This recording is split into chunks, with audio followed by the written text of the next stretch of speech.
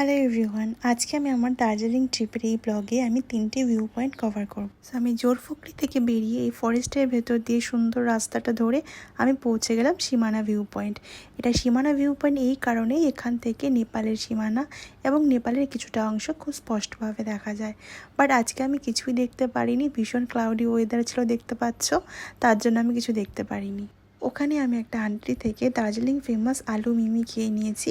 এটা আমার ভীষণ একটা পছন্দের খাবার। এখান থেকে নেপালের পশুপতি মার্কেট এবং পশুপতিনগর ভীষণ কাছে, বাট আমি যেহেতু একা আর মার্কেটে বেশি কিছু এক্সপ্লোর করার নেই, তাই আমি যাইনি।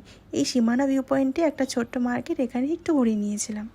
ক্লাউডি ওয়েদারের জন্য এখানে বিশেষ কিছু দেখার নেই, তাই আমি বেরিয়ে পড়েছি এখান থেকে আমার নেক্সট ভিউ পয়েন্ট যাওয়ার জন্য, যেটা হচ্ছে মানেভঞ্জন।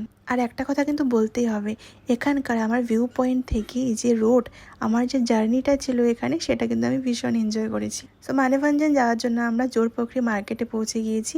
একটা দিদির থেকে আমি স্পাইসি ডাল্লে খোরসানিটা নিয়ে নিয়েছি, আর একটু মার্কেটটা একটু ঘুরে দেখলাম। জোরপোখরি মার্কেট, বেসিক্যালি এখানে নেপালিরা রয়েছে।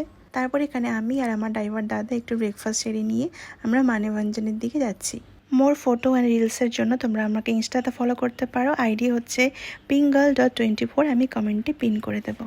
তারপর ওই মার্কেট থেকে আমি আরেকটা দিদির থেকে আমি নেপাল ফেমাস ডাল্লে খোরসানি পিকল আর টিম্বুর পিকল নিয়ে নিয়েছিলাম, আর দিদিটা ওখানে বসে বসে ক্রোশেটের কাজও করছিল। তারপরে আমরা পৌঁছে গিয়েছিলাম মানেভঞ্জন। রোডের রাইট সাইডে যেটা রয়েছে সেটা নেপাল, আর লেফট সাইডে যেটা রয়েছে সেটা হচ্ছে ইন্ডিয়া।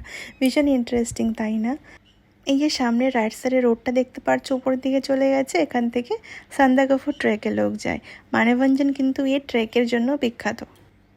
ওই যে সামনে ঘরবাড়িগুলো দেখতে পাচ্ছ, ওটা কিন্তু নেপালে। আজকের দিনটা বাকি দুদিনের থেকে ভীষণ ঠান্ডা ছিল।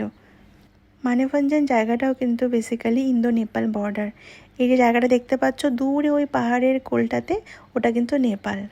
আর এখান থেকে ভিউটা কি অসাধারণ লাগছে, তাই না? দেখো ওই সামনে গাড়ি যাচ্ছে, সেটা সান্দাকফুতে যাচ্ছে, যেটা তোমাদেরকে আমি আগে বলেছিলাম। আধ ঘন্টা আমরা এখানে ভিউ পয়েন্টে দাঁড়িয়েছিলাম, ভীষণ ঠান্ডা লেগে গিয়েছে, তাই এখান থেকে বেরিয়ে গেছি। আমাদের নেক্সট ডেস্টিনেশন হচ্ছে ঘুম রেলওয়ে স্টেশন। আর বেরার পথে যে ওয়েদারটা পেয়েছি দেখো, ভীষণ ক্লাউডি ছিল, একদম রাস্তা ঢেকে গেছে, ঠিক শীতকালের মতো। দেখা হচ্ছে নেক্সট ব্লগে ঘুম স্টেশনে। Tata, bye bye.